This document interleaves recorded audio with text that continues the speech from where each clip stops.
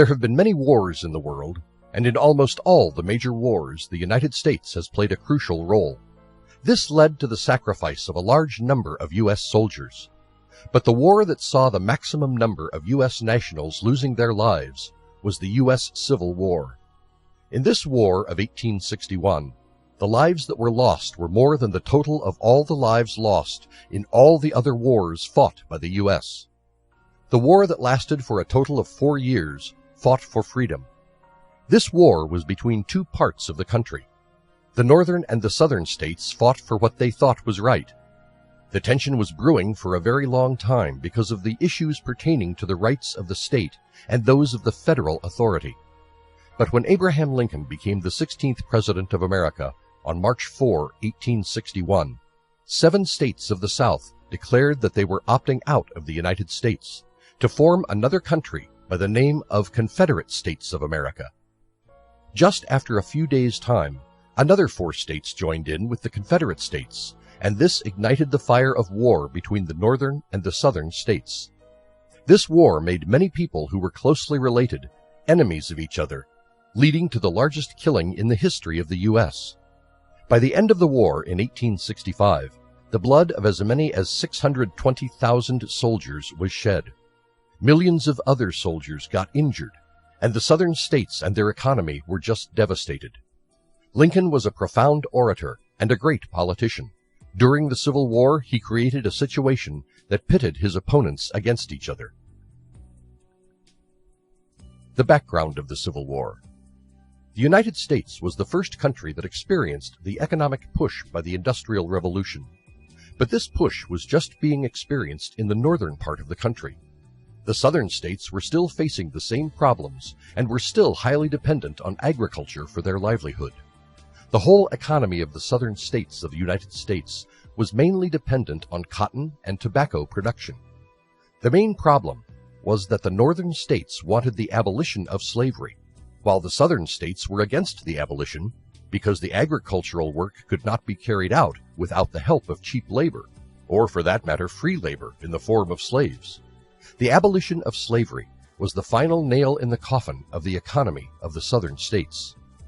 The story begins with the U.S. Congress passing the Kansas-Nebraska Act. This act made slavery a legal thing in all the new territories of the western United States. This was, however, received with a lot of bloody fights between the supporters of the act and the opponents of the act in Kansas. This gave Kansas the name of Bleeding Kansas. The opponents of the act formed the Republican Party, which was a new political force working actively against the extension of slavery in the newly formed Western territories. Many events that proved that the abolitionists were bent on pushing slavery out of their boundaries convinced the southern states that the northerners will soon get their economy in real danger. The winning of the Republican Party that was formed by the abolitionists and election of Abraham Lincoln as the President of the United States of America was the final ring of danger to those who favored slavery. Those who deny freedom to others deserve it not for themselves. Abraham Lincoln. It was at this time that 7 of the southern states decided to secede from the Union of the states, called as the United States of America. These states were South Carolina, Mississippi, Florida, Alabama, Georgia, Louisiana, Texas. This was even before Lincoln took the oath as the 16th President of the U.S. At this time, the seceded Union that was called the Confederate States of America had laid a siege around Fort Sumter of Charleston in South Carolina. It was on the 12th of April, 1861, that a fleet was ordered by President Lincoln to resupply the fort, and it is on this day that the Confederates fired the first shot of what was later called the U.S. Civil War. Soon the commander of the fort, Major Robert Anderson, surrendered, and the fort was captured by the forces of the Confederate States of America. When the other states saw that the Confederate forces are winning, they too joined in. There were 4 states that joined in after the capturing of Fort Sumter, and they were Virginia, Arkansas, North Carolina, Tennessee. There were 4 other states, too, that were just being a spectator of the events, but were inhabited by the sympathizers of the slave states of South, and they were Delaware, Missouri, Kentucky, Maryland. But in these states, where there were sympathizers for the Confederation, there were also people who were pro-Union, and this made the secession of these states into the Confederation an unfulfilled dream. Even a part of Virginia broke away from it and joined the Union of the states who were against slavery. This part of Virginia was called West Virginia. At the time of U.S. Civil War, there were 34 U.S. states. Out of those 34 states, 19 states were in favor of the abolition of the slavery, while 15 states were in favor of slavery in the name of their economy. Since 4 states did not declare secession, it became a battle that was lopsided. It is so because the industrialization that was dominant in the North states brought with it the technology that could produce arms and ammunition in large quantities without taking much time, while the Southern states that had their economy based mainly on the agricultural produce could not compete with this kind of industrial manufacturing of weapons. But the fact that the Southern states had a well-maintained and well-organized army was enough to bring the balance between the two sides. There were commanders and soldiers who were highly efficient and could win the battles just by applying unique strategies. It was not expected by the border states as well as the Southern states that Abraham Lincoln would send troops to South, but it did happen, and the First Battle of Bull Run, or what is known in the South as First Manassas, started on 21st of July, 1861. The Confederate Army consisted of 35,000 soldiers and was led by Thomas Jonathan Stonewall Jackson. This army, due to the efficient leadership of Stonewall, was able to fight the forces from Washington, D.C. to retreat.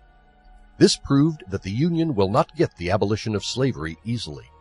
After this retreat, Lincoln became more alert and called for 500,000 recruits. Now, both sides realized that this is not going to be a small battle. Rather, it is going to last longer than they had initially expected, and this is why both the sides started recruiting more and more soldiers in their troops. The states that seceded contributed with their armies to the Confederation, while the states that were in the Union did the same for the Union troops. The border states of Virginia, Kentucky, and Missouri had governments that were both pro-Confederate and pro-Union. This is why they sent their armies in support of both sides. The northwestern portion of Virginia was occupied by the Union Army. This portion of Virginia declared itself separate from Virginia and was called as West Virginia. This separation took place in 1862-63, and Lincoln wasted no time in recognizing the state and its government as legal. Even the slave states of South contributed their armies for both the sides fighting the U.S. Civil War. It was only South Carolina that did not send its battalion in this manner. However, the pro-Union people from South Carolina fought in small units for different Union states. It was not only the governments that were divided on this issue and fighting with each other over it, but also the neighbors and the members of the same family were pitted against each other in this war. The number of soldiers in the Union Army was 170,000, while in the Confederate Army there were only 86,000 soldiers. The reasons behind the Civil War. The reason that was the primary reason behind the start of the Civil War was secession. But the root cause of this secession was abolition of slavery. The northern states wanted to get the tradition of slavery abolished. They were mainly dependent on the industrial production for their survival and had no need of slaves. Moreover, more and more people saw it as inhumane and against the law of nature to capture another human being and enslave them. This thought was spreading fast, and most of the northern states wanted to get slavery banned from the whole country. On the other hand, the southern states were mainly based on agricultural economy. They produced cotton and tobacco, for which there was always a requirement of labor. Slaves gave them cheap labor. The southern states did not want to leave the age-old tradition of enslaving people of different ethnicity and origin. Though many of the Confederate leaders started saying that they had seceded to protect the rights of the states, but before the war even started, many influential and top-ranked leaders had stated that the reason behind secession was slavery. Everyone must understand that, whatever be the evil of slavery, it is not increased by its diffusion. Everyone familiar with it knows that it is in proportion to its sparseness that it becomes less objectionable. Wherever there is an immediate connection between the master and slave, Whatever there is of harshness in the system is diminished. Jefferson Davis. But after the war, the same people started talking in a different tone and refuted their previous comments, adding that they had fought that war for the rights of the states. We are not fighting for slavery, we are fighting for independence, and that or extermination we will have. Jefferson Davis. Jefferson Davis was also spotted saying that all black people are not fit to govern themselves, and that they should be treated in a manner similar to the lunatics, criminals, and children. It was only the abolitionists that were fighting for the rights of the states because from start till the end, they have always been spotted insisting on the federal rights and the human rights. Lincoln said, "My paramount objective in this struggle is to save the Union, and it is not either to save or to destroy slavery. If I could save the Union without freeing any slave, I would do it. And if I could save it by freeing all the slaves, I would do it. And if I could save it by freeing some and leaving others alone, I would also do that. What I do about slavery and the colored race, I do because I believe it helps to save the Union. And what I forbear because I do not believe it would help to save the Union. I shall do less whenever I shall believe what I am doing hurts the cause. And I shall do more whenever I shall believe doing more will help the cause." The combat methods used during the war. The fight between the two sides was not only happening in the manner of the formal combat, instead there were many forms being used during this Civil War. In the border region, there were many guerrilla fights happening. The attackers would just appear from nowhere at the time when the opponents would be carefree and slay their enemies before they could even become alerted. Apart from this, there happened many raids that were violent in nature along with feuds and major assassinations. Eastern Kentucky and western Missouri were two regions that saw the maximum bloodshed during this war. The massacre of Kansas is the most violent episode of the war. In this event of 1863, all innocent civilian men and boys were massacred brutally. There were 150 men and boys that were killed in this massacre. This event led the men of Kansas who were pro-Union to raid Missouri, but this raid was not of the same strength. The importance of border states. The border states were so called because they were, first of all, a mixture of both Confederate ideology and the modernization of the northern states. The second reason that they were called as the border states is that these states were political, geographically, and economically connected to both sides of the country. Even in the present scenario, these states are considered to be the transitional states between North and South. It was only because of these connections that the border states did not secede from the Union. This decision, however, got rewarded, as the Union Congress did not order for the reconstruction of these border states, and they were allowed to keep their rules and regulations intact. But they did undergo a change after the complete abolition of slavery in the U.S. through the passage of amendments and granting of citizenship and the voting rights of the men who were freed thereafter. Lincoln said, "I think slavery is wrong morally and politically. I desire that it should be no further spread in these United States, and I should not object if it should gradually terminate in the whole Union." The War in Virginia. The Civil War in Virginia started in the year 1862, and in the beginning the supreme commander of the Union Army was Winfield Scott. He was an old fellow and showed reluctance over a long period of time from moving the troops ahead. The then President Abraham Lincoln got frustrated with this reluctance of an able commander who was loved by his army, and replaced him in the year 1862. Winfield Scott was replaced by George B. McClellan, who was an able leader. McClellan had Army of the Potomac under his command, and he led this army to capture Yorktown on the 4th of May, 1862. This victory was, however, short-lived, as Robert E. Lee and Jackson, together with their combined armed forces, forced the Army of McClellan to retreat from Yorktown in the 7 days battle that was from June 5th to July 1st. When McClellan asked for reinforcement to proceed against Richmond, Lincoln instead called the Army of Potomac back.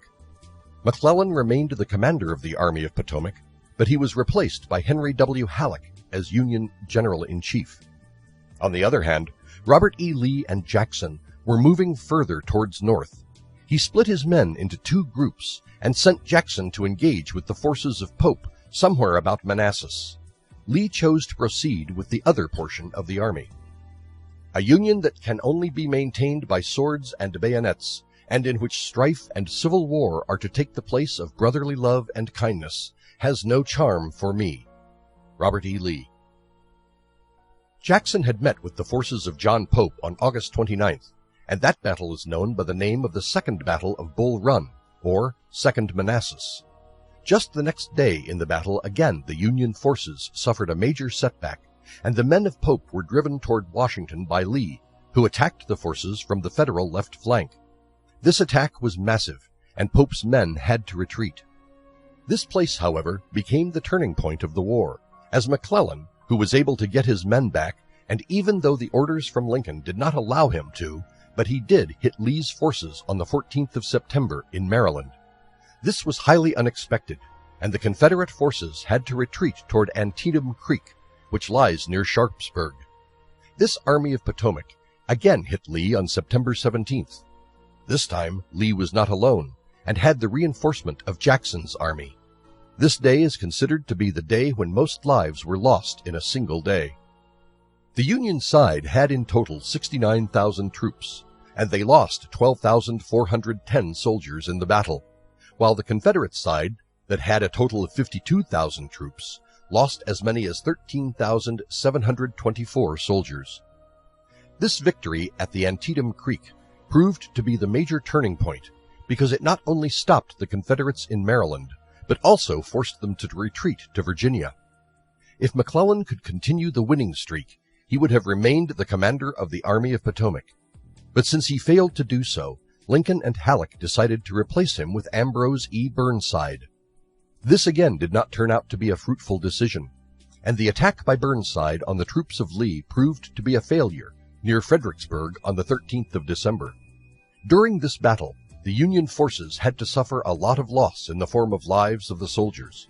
Lincoln wasted no time and replaced Burnside with Fighting Joe Hooker. The Emancipation Proclamation. When Lincoln saw that the Union Army had achieved a great victory in Antietam Creek, then he decided that it was the best time to issue a proclamation that is known by the name of Emancipation Proclamation. According to the proclamation, all the slaves were to become freed men with effect from January 1st, 1863. Lincoln, as he said, took this step as a measure that he should have taken during the war, but this had a huge impact on the Confederates, and they lost most of their labor forces. Around 186,000 African American soldiers joined the Union Army by 1865, and out of all those who joined during that time, 38,000 had lost their lives in various battles. The Emancipation Proclamation, however, was not applicable to the border states that had restrained themselves from seceding and joining the Confederates.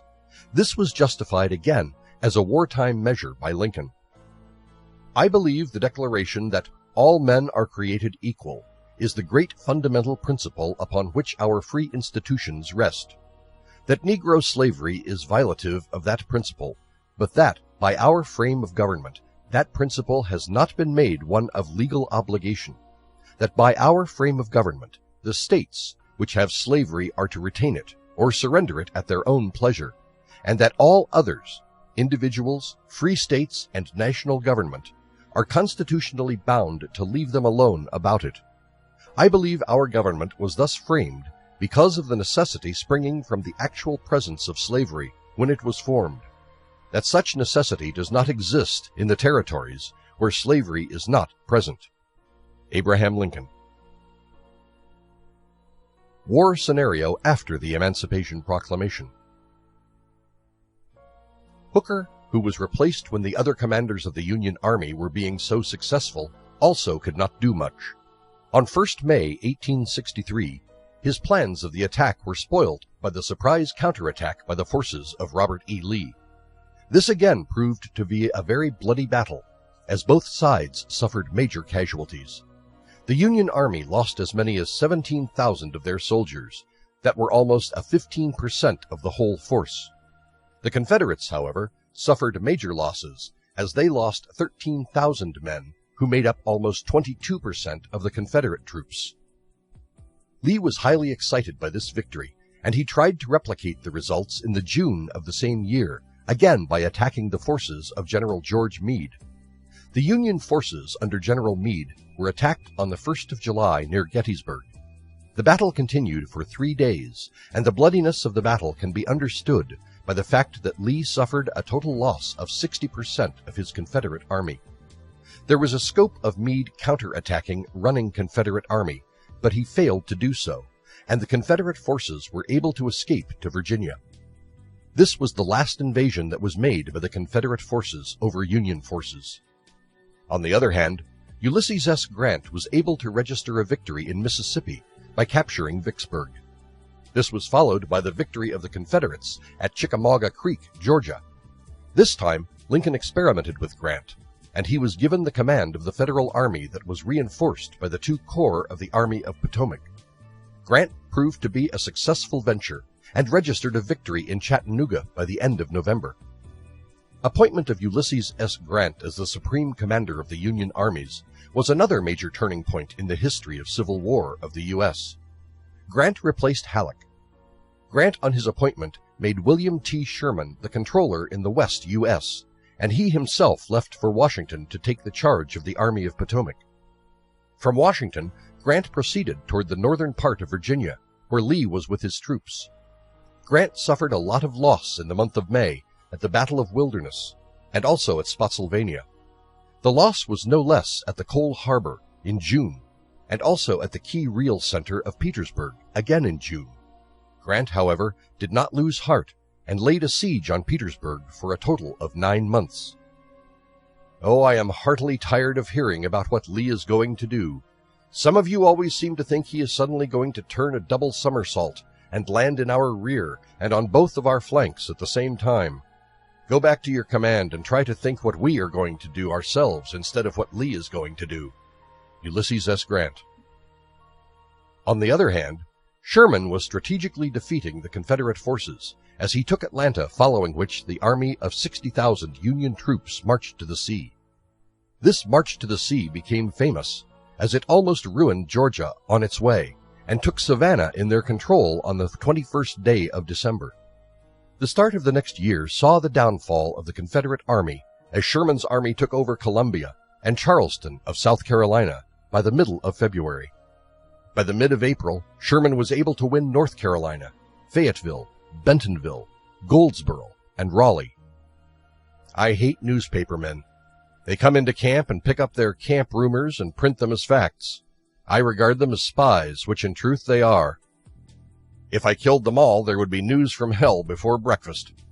William T. Sherman. The Confederate forces' command came into the hands of Lee now, who was already exhausted by the siege laid down by the forces of Grant.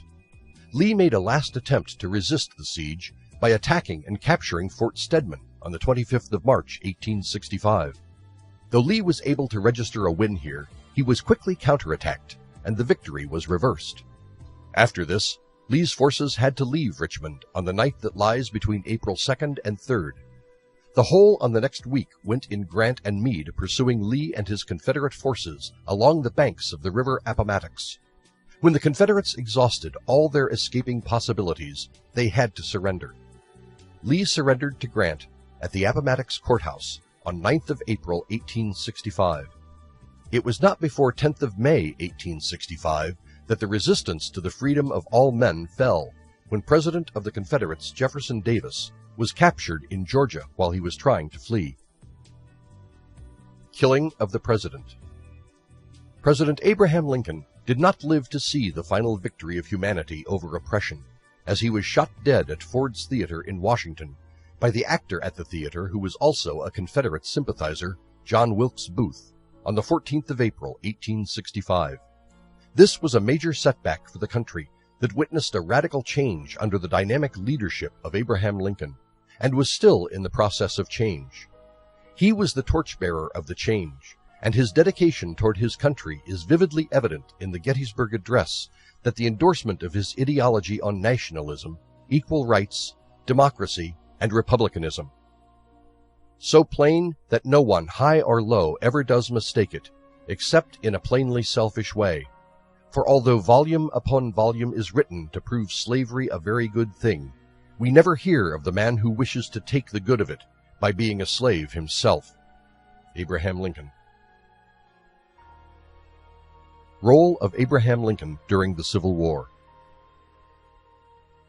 The most important thing for Abraham Lincoln was keeping the sovereignty of the center undeterred in all the situations.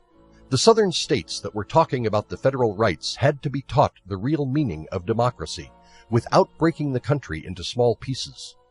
For this, Lincoln concentrated more on the military operations and political manipulations during the war.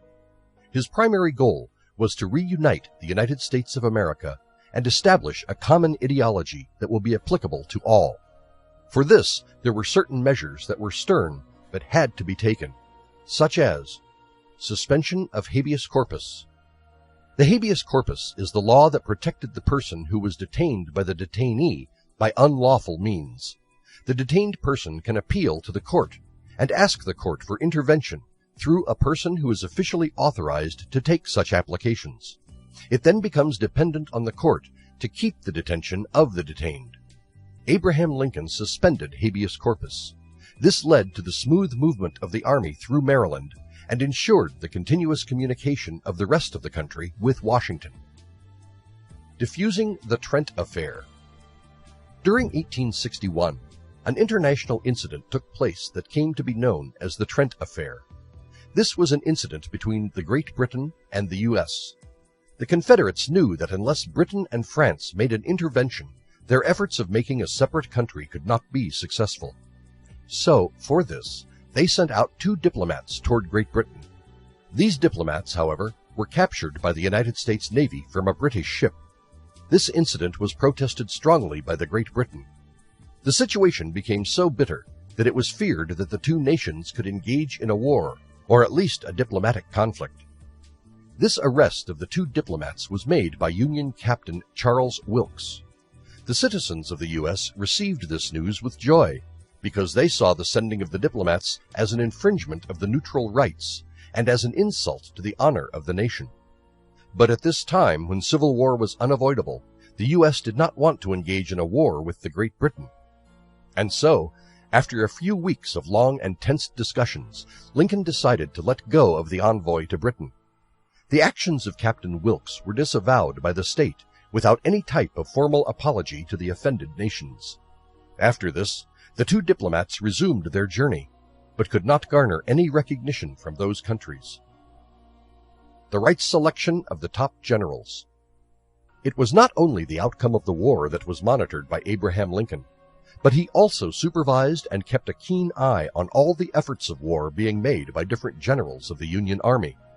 Lincoln made quick and effective decisions of replacing the top generals, and when they started failing in their efforts and losing one area after another to the Army of the Confederates, he only let Ulysses S. Grant till the end of the war because of his continuous victories over the enemy.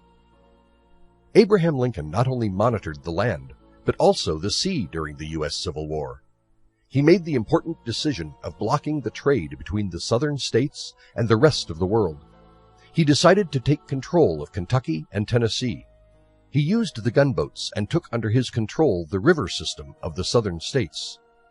The capital of the Confederates was in Richmond, and Abraham Lincoln desperately wanted to capture Richmond.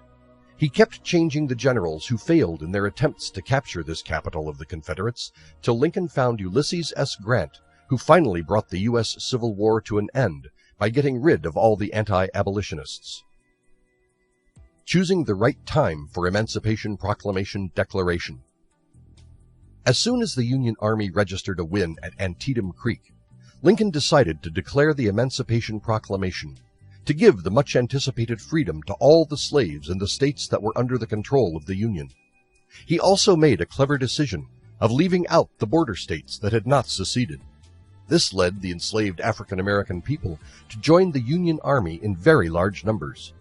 This not only increased the strength of the Union Army, but also the belief of the people in Washington, D.C. Lincoln said in his 4th message to Congress in December 1864, "I repeat the declaration made a year ago, that while I remain in my present position, I shall not attempt to retract or modify the Emancipation Proclamation, nor shall I return to slavery any person who is free by the terms of that proclamation, or by any of the acts of Congress. If the people should, by whatever mode or means, make it an executive duty to re-enslave such persons, another, and not I, must be their instrument to perform it.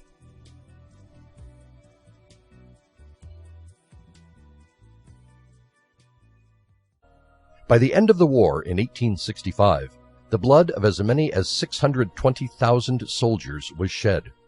Millions of other soldiers got injured, and the Southern states and their economy were just devastated. Lincoln was a profound orator and a great politician. During the Civil War, he created a situation that pitted his opponents against each other. The background of the Civil War. The United States was the first country that experienced the economic push by the Industrial Revolution. But this push was just being experienced in the northern part of the country. The southern states were still facing the same problems and were still highly dependent on agriculture for their livelihoods of the act, and the opponents of the act in Kansas. This gave Kansas the name of Bleeding Kansas. The opponents of the act formed the Republican Party, which was a new political force working actively against the extension of slavery in the newly formed Western territories. Many events that proved that the abolitionists were bent on pushing slavery out of their boundaries convinced the southern states that the northerners will soon get their economy in real danger. The winning of the Republican Party that was formed by the abolitionists and election of Abraham Lincoln as the President of the United States of America was the final ring of danger to those who favored slavery. Those who deny freedom to others deserve it.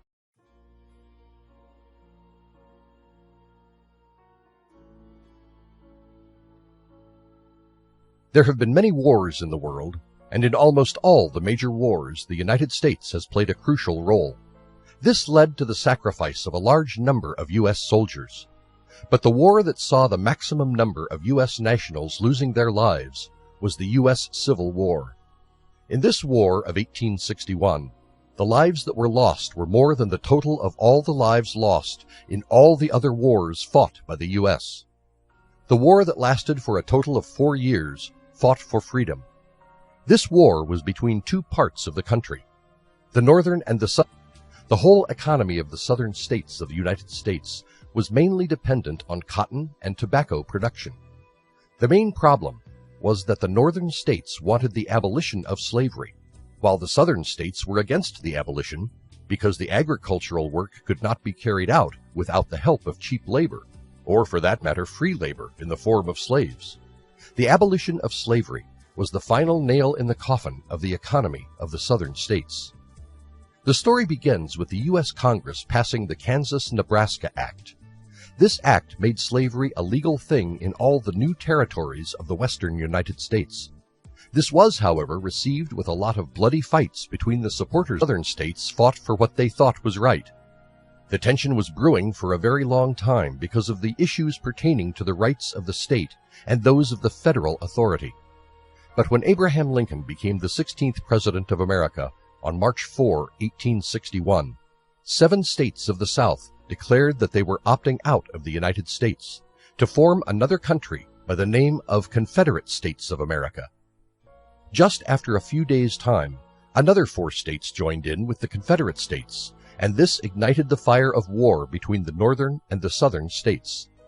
This war made many people who were closely related enemies of each other, leading to the largest killing in the history of the U.S.